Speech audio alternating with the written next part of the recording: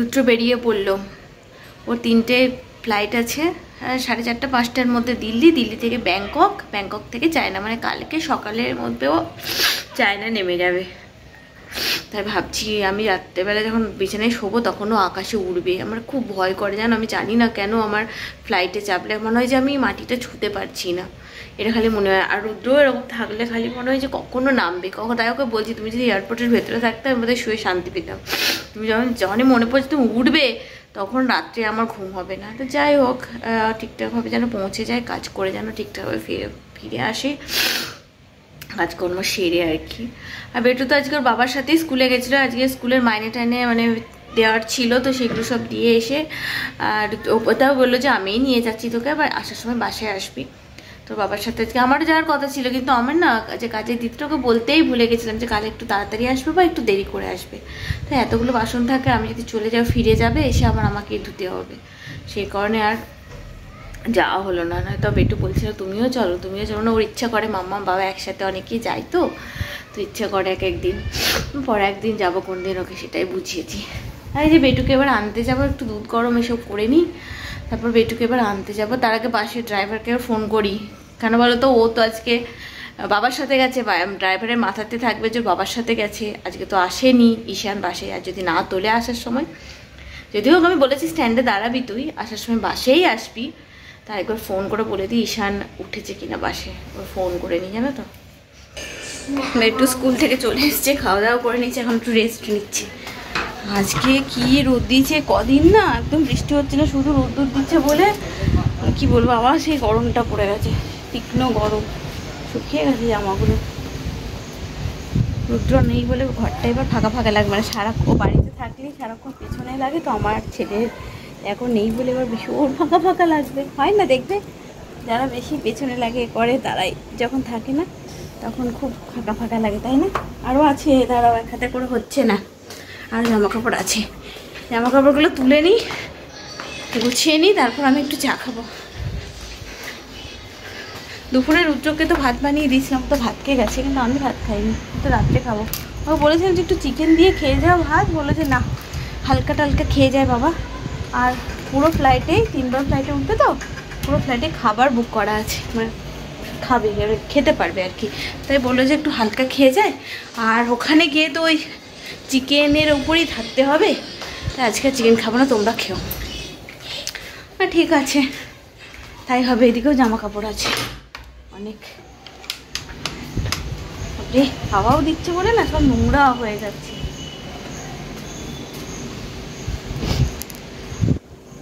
কেটে যাবে বলো একটা সপ্তাহ, আজকে তো বৃহস্পতিবার, নেক্সট বৃহস্পতিবার একদম সকাল, আর বাপরে নেক্সট বৃহস্পতিবার একেবারে সকাল চলে আসবে।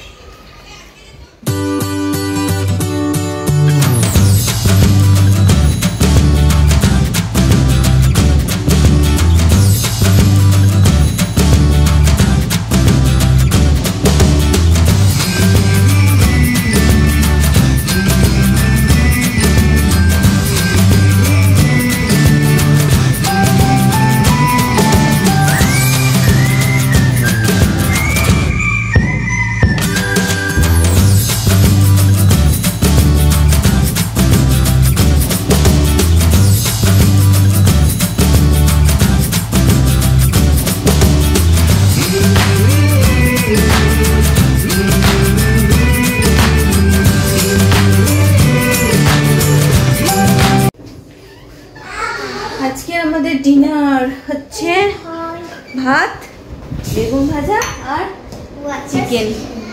আজকে ভাত, বেগুন ভাজা, চিকেন। ওই রুদ্রকে যখন ভাত রান্না করে দিয়েছি, আমি তো ভাত খাই না, আমি যা খাই আর কি ওরকমই খেয়েছিলাম, তো রুদ্রকে যখন করেছি তখনই করে দিয়েছিলাম, সেই জন্য সন্ধ্যাবেলা বা বিকেলবেলা আমাকে আর করতে হয়। হ্যাঁ, আর কি জানো, হ্যাঁ এই যে ঝুড়ি চাপা দিয়ে রেখেছি ওই জন্য খারাপ হওয়ার সম্ভাবনা নেই। আর হচ্ছে কেওয়া এই দেখো বেগুন ভাজা আর বেটুর পছন্দের এই হচ্ছে আজকে আমাদের ডিনার। কেওয়া রাজা আর রুদ্র পৌঁছে গেছে, দিল্লি পৌঁছে গেছে আসলে, পরে ফ্লাইটটা আবার আছে একটু পরে, এখন চেকিং চলছে বললো, ফোন করেছিল, আবার পরে একটু বলো ফোন করবে। চলো চলো রাজা, নাহলে রাজা।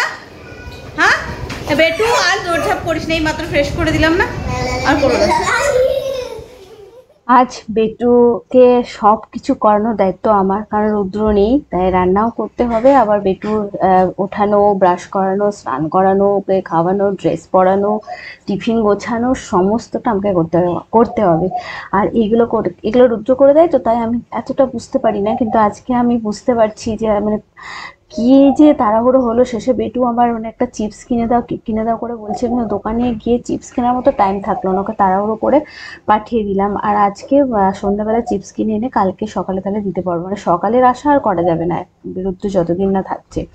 সন্ধ্যাবেলাতে চিপসটা কিনে এনে রেখে দেবো। বেটু আজকে নিজে রুটি আলু ভাজা, তো আলু ভাজা বানালাম, রুটিটা একটু পরে বানাবো, আর একটাতে দেবো কলা, আর একটাতে দেবো বিস্কুট। আর এখানে কালকে রাতে যে চিকেনটা হচ্ছিল ওটা একটু তুলে রেখে দিয়েছিলাম, সেটাই বেটু আজকে সকালে ভাত আর চিকেন খেয়ে গেল আর কি। আর পটলের তরকারি মাছ দিয়ে করব, সেটা রাত্রে আমাদের হয়ে যাবে, তো আজকে এক্ষুনি করে নিলাম। আর জামা কাপড় কাল রুদ্র ছেড়ে গেছে, তো অনেক জামা কাপড় হয়ে গেছিলো, তো হাতে আর কাচতে পারবো না এত জামা কাপড়, সেই জন্য আজকে মেশিন চালাচ্ছি না। তো আমি রবিবার আর সোমবার মেশিন চালাই, রবিবার অনেক কাচাকুচি থাকে, আর সোমবার যেহেতু আমরা খুব বাইরে টাইরে বেরোই, তো সেই জন্য জামা কাপড় একটু বেশি হয়।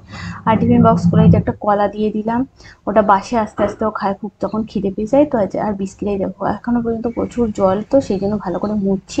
আজ বিস্কুটের কৌটোটা খুলে দেখলাম, সেখানে বিস্কুটও শেষ হয়ে গেছে, মানে অন্য জায়গা থেকে আবার মানে আমাদের আলাদা করে যেখানে স্টোর করা থাকে সেখান থেকে আবার বিস্কুট নিয়ে এলাম। এখানে বিস্কুটগুলো শেষ হয়ে গেছে। আর এখানে আলু ভাজাটা ভরে দিচ্ছি, এখনো রুটি করা হয়নি, তো এবার রুটিটা করব, আর তারপর রুটিটাও ওকে ভরে দেবো। এদিকে বেটু এখন বাথরুমে গেছে, আর এখন রুটি করছে। আজকে বেশি রুটি করতে হবে না, কারণ 3টে রুটি করতে হবে।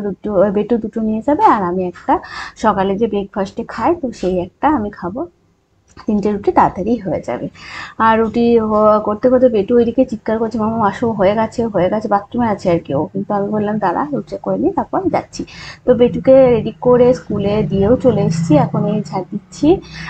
এটা করলে মোটামুটি অনেক কাজই সারা হয়ে যাবে সকালে। তো চলো আজকের মতো টাটা, খুব তাড়াতাড়ি নতুন ভিডিওর সঙ্গে নিয়ে চলে আসবো আমি প্রিয়মা। ততক্ষণের জন্য সকলে সুস্থ থেকো, ভালো থেকো।